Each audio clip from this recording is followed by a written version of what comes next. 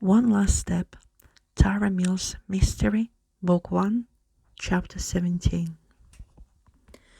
Tara and Warren stood on the doorstep of Kenny McNamara's mobile home. The sun had just begun to lower itself into mid-afternoon, causing it to directly hit the aluminium siding. Tara knocked, and upon contact, she could feel the intense heat.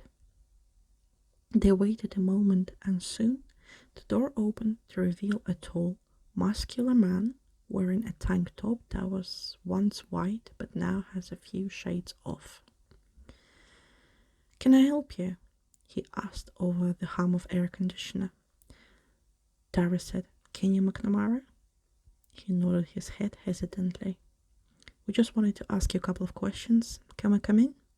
Tara held up her badge. Kenny thought for a moment as his expression fell into worry.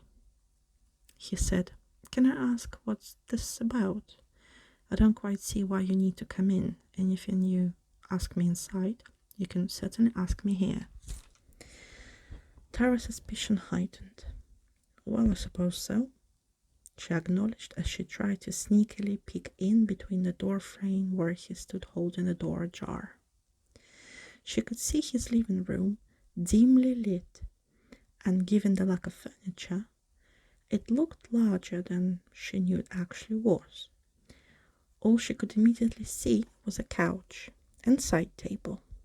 She assumed the TV and air conditioner, both emanating sound, were on the side of the wall blocked by his presence.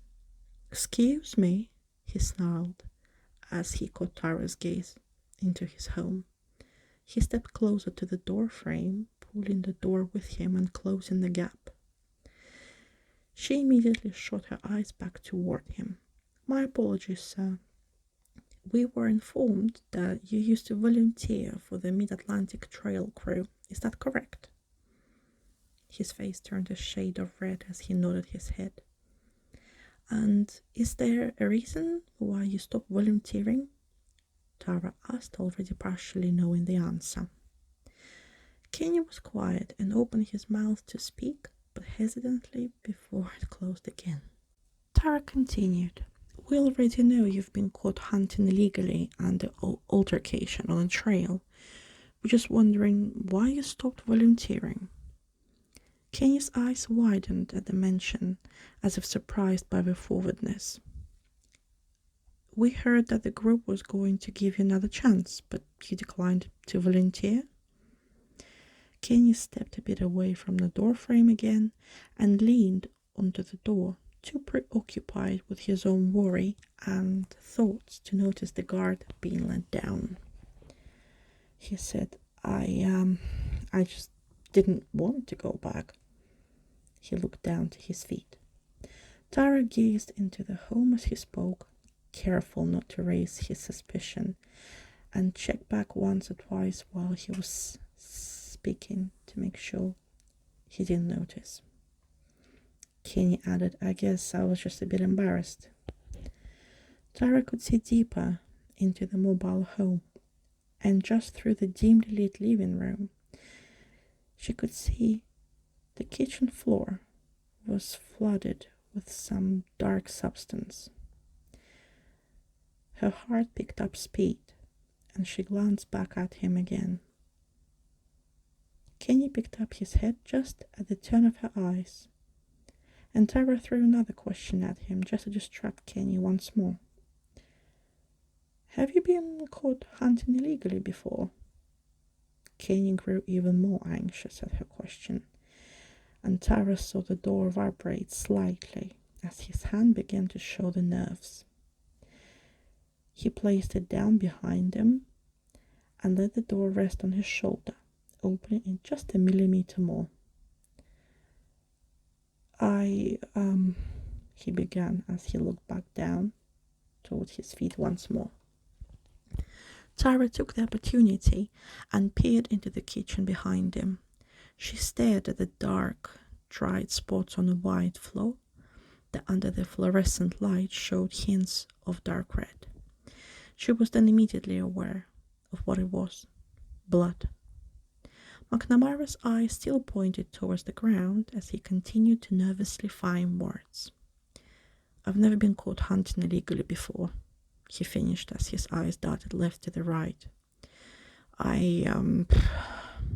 Tara cautiously looked toward Warren and looked eyes before nodding her head towards the doorway. But Warren couldn't really see behind McNamara as his body was in the way in the doorframe. Tara placed her hand on her gun sitting on her hip and nodded at Warren. Tara said, "Mr. McNamara, may I ask why there is blood on your kitchen floor?"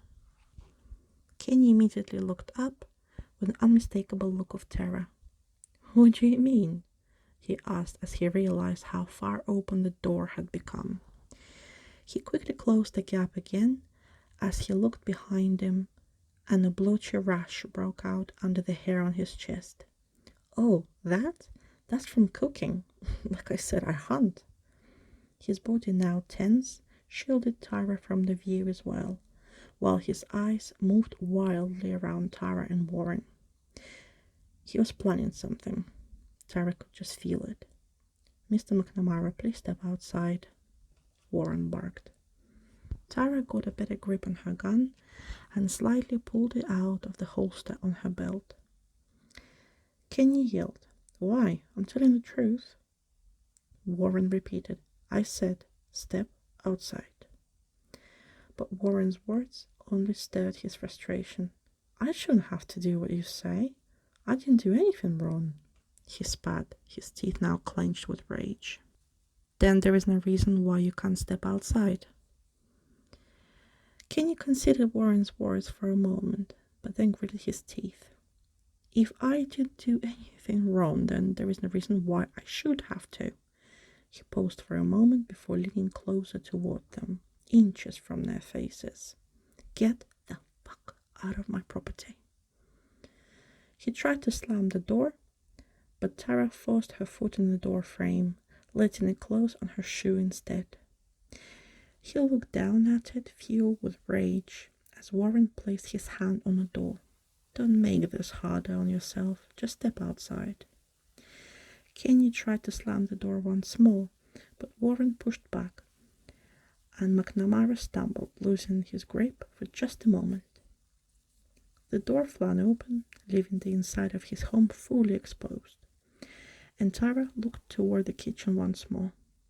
But just as Tara's eyes wandered, Kenny darted, his shoulder slamming into Tara's, sprinted past her. Tara spun round and picked up running, right on his tail. He fumbled, pulling his keys from his pocket as he raced to his car in the driveway. But once he reached halfway across the lawn, Tara closed in on him and grabbed hold of his arm. Kenny spun round, wild with fury, swinging his fist in the air. Tara ducked, just barely as it grazed the top of her head, and she plowed into his abdomen, sending him stumbling backward until he fell flat on his back. Tara hadn't even noticed that Warren was right beside her as he held McNamara down, as Tara set herself up and cuffed him.